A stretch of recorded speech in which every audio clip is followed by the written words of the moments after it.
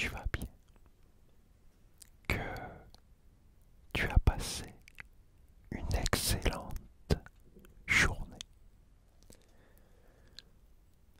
Moi, je vais bien et j'ai passé une excellente journée. Aujourd'hui, petite histoire pour te relaxer, te détendre, t'aider à t'endormir, pour te sentir mieux, tout simplement. J'espère que tu vas passer un moment très agréable en ma compagnie. On commence. Go. C'est parti pour notre première histoire. La première histoire. Roule Galette par Nata Caputo. Illustration de Pierre Belvès. Dans une petite maison, tout près de la forêt, vivaient un vieux et une vieille. Un jour, le vieux dit à la vieille: j'aimerais bien manger une galette. Tu pourrais t'en faire une, répond la vieille. Si seulement j'avais de la farine.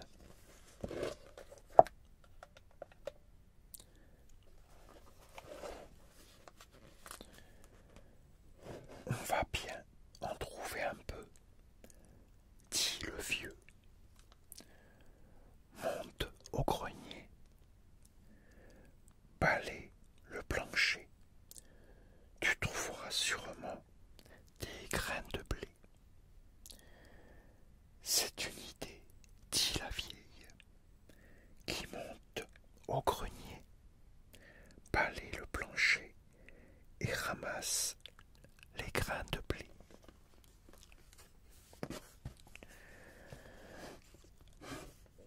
Avec les grains de blé, elle fait de la farine. Avec la farine, elle fait une galette. Et puis, elle met la galette à cuire au four. Et voilà la galette cuite. Elle est trop chaude, crie le vieux. Il faut la mettre à refroidir. Et la vieille pose la galette sur la fenêtre.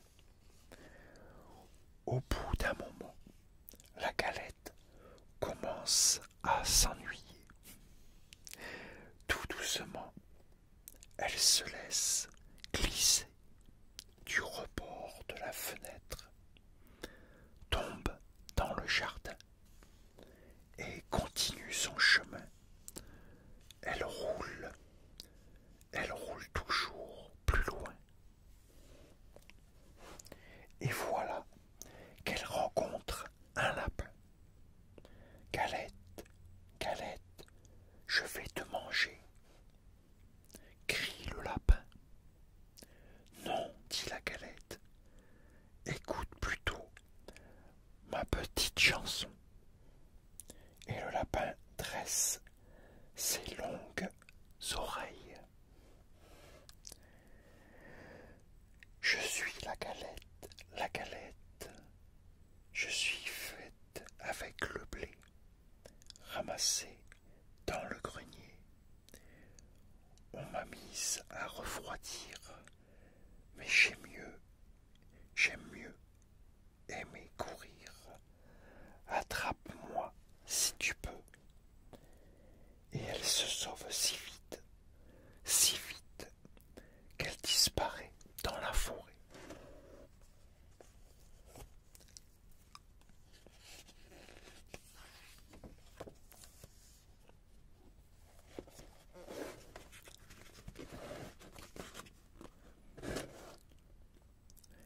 elle roule dans le sentier, et voilà qu'elle rencontre le loup gris. Galette, Galette, je vais te manger, dit le loup. Non, non, dit la Galette. Écoute plutôt ma petite chanson.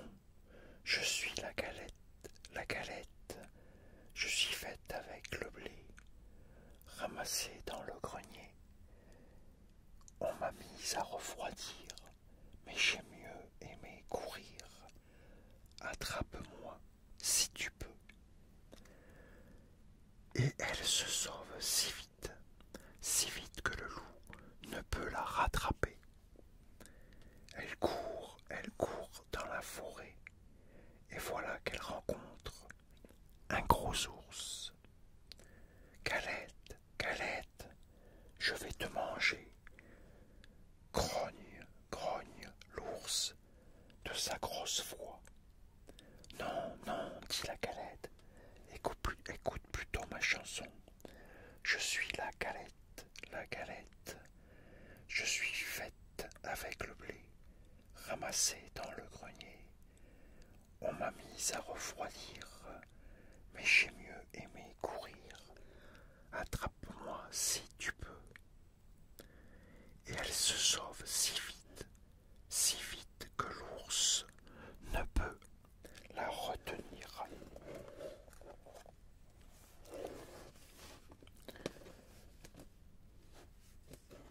Elle roule encore plus loin, et voilà qu'elle rencontre le renard.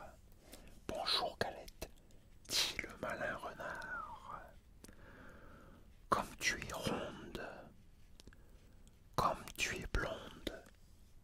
La Galette, toute fière, chante sa petite chanson, et pendant ce temps, le renard se rapproche, et quand il est tout près, il demande: qu'est-ce que tu chantes, Galette?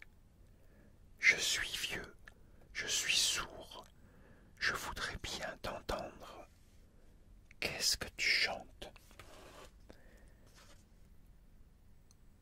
Pour mieux se faire entendre, la Galette saute sur le nez du renard. Et de sa petite voix, elle commence: je suis la Galette, je suis faite avec le... Mais, le renard l'avait mangé.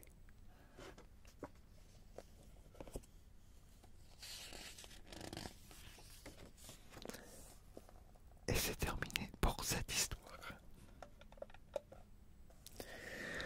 On attaque une autre. Alors, celle-là,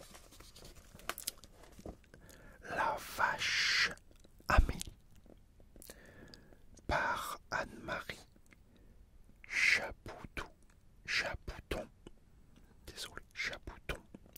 illustration de Lucille Putel. La vache Amélie n'aime pas gambader. Elle n'aime pas l'herbe sucrée des prés. Elle n'aime pas donner son lait. La vache Amélie aime seulement regarder passer les trains là-bas au bout de la prairie. Les trains qui s'en vont dans le soir et s'en vont loin, loin, loin. Ah, comme je voudrais voyager, songe-t-elle en ruminant tristement. Un soir, le train ralentit car le mécanicien pense que sa petite amie Jocelyne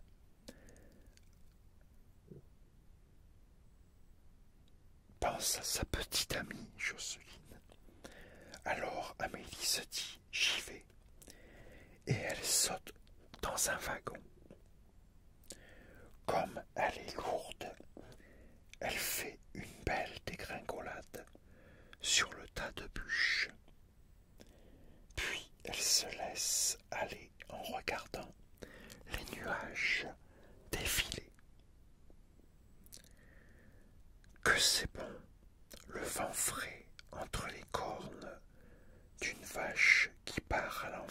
aventure.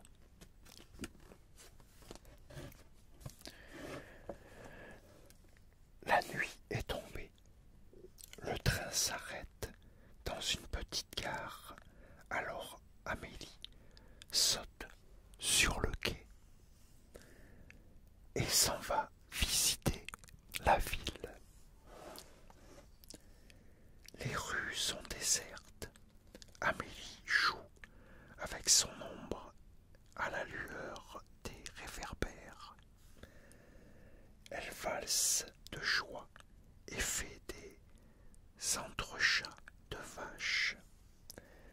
Elle se voit dans les vitrines et trouve qu'elle a l'air d'une vraie ballerine.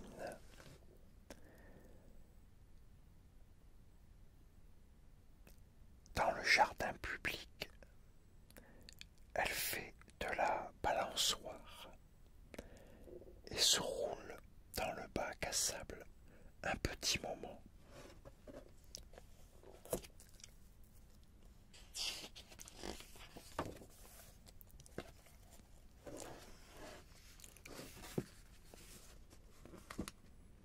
Mais un agent gardien de nuit l'aperçoit. Une vache, viens ici, sale bête. Amélie s'enfuit. L'agent se met à siffler. Alors il sort des agents de partout, partout.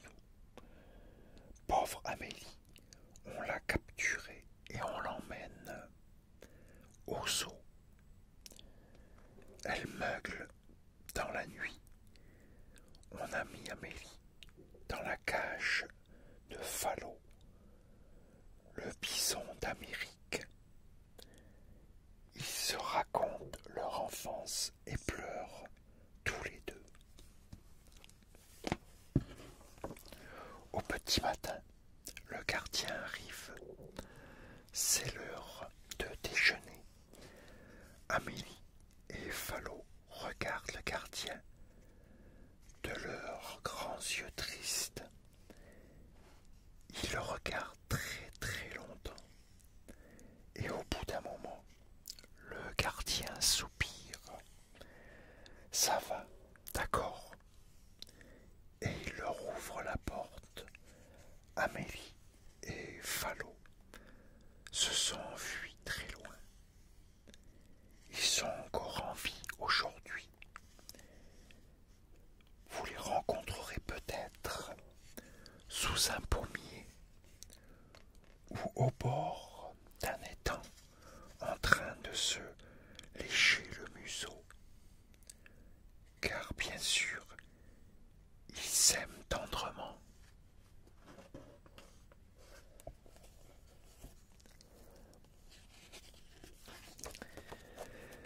Et voilà, terminé pour cette petite histoire.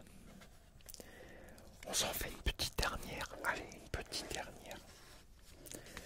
Alors, le grand cerf et le lapin des champs par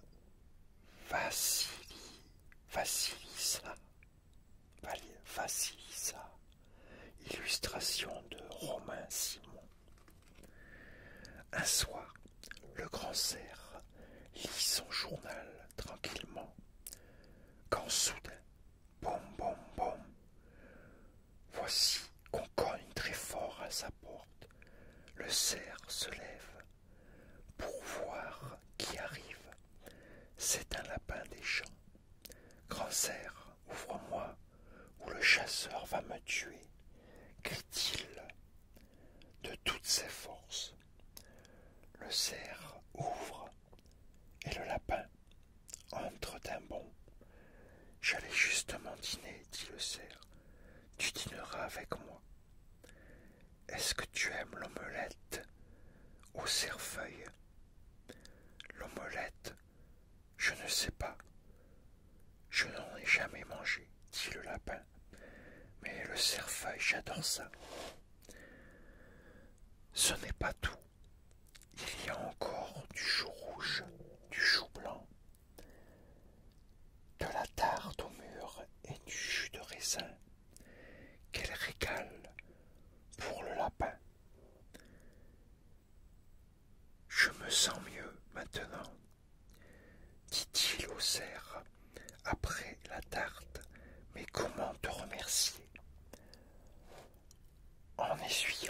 vaisselle, dit-il au cerf. Non, en essuyant la vaisselle par exemple, répond le cerf. Et en faisant une partie de cartes avec moi. Il y a très longtemps que je n'ai pas joué aux cartes.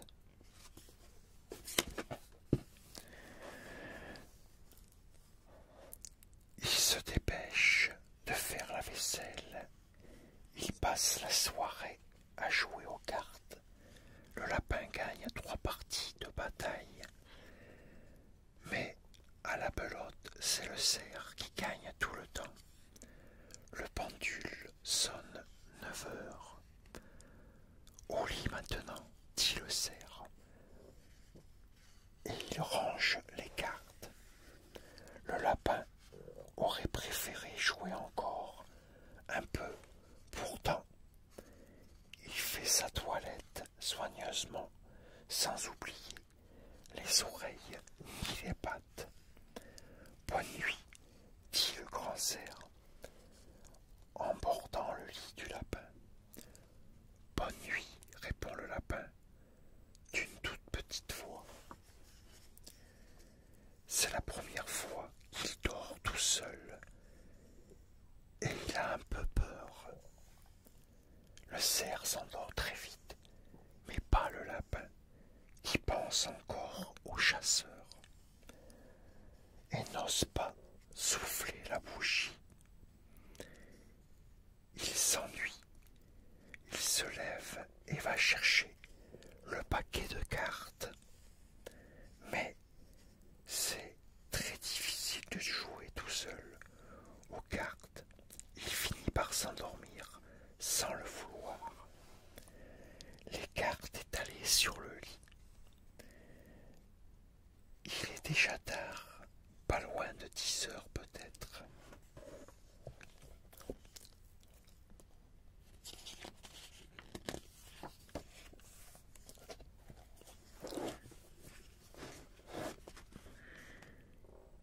Il fait grand jour quand le lapin s'éveille.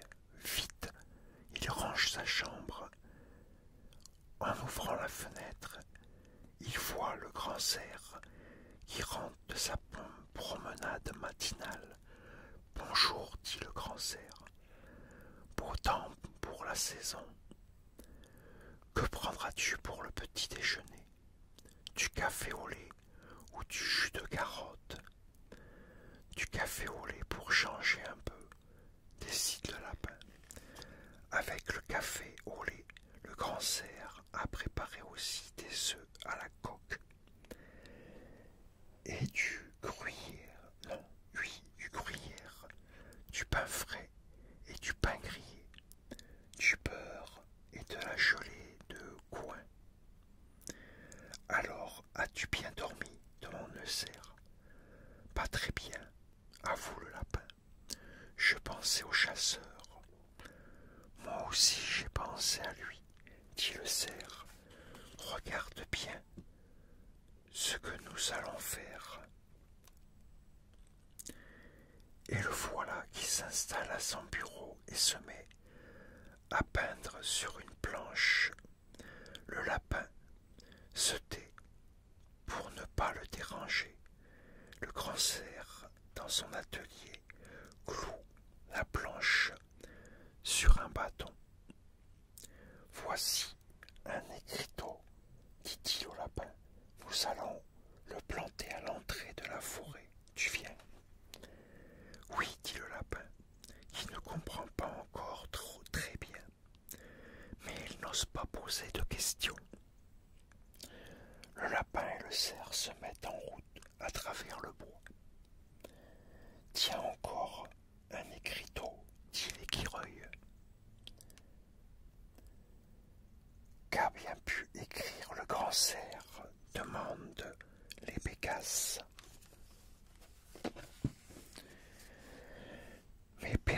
Mais personne ne peut répondre, car personne ne sait lire. Suivons-les, décident les musaraignes. Moi, je vais voir, dit le hérisson, en faisant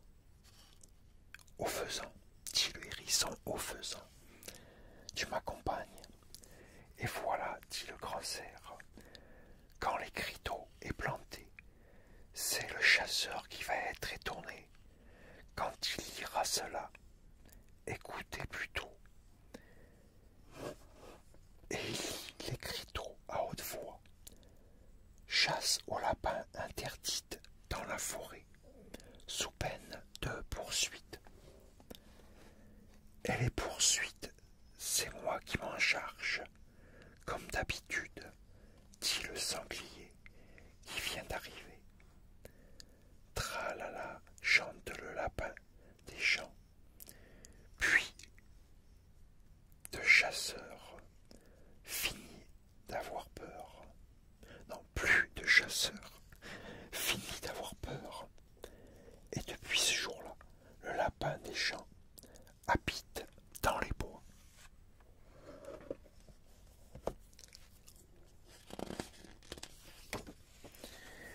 Et voilà, terminé pour cette petite histoire. J'espère que ça t'a plu, que tu as bien aimé ces petites histoires.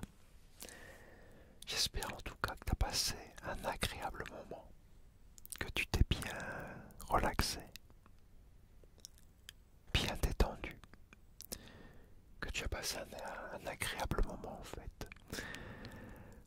N'hésite pas à me laisser des commentaires pour me dire ce que tu en as pensé.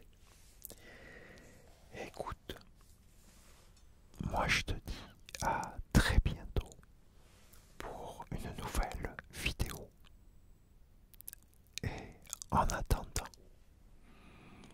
porte-toi bien et surtout, prends soin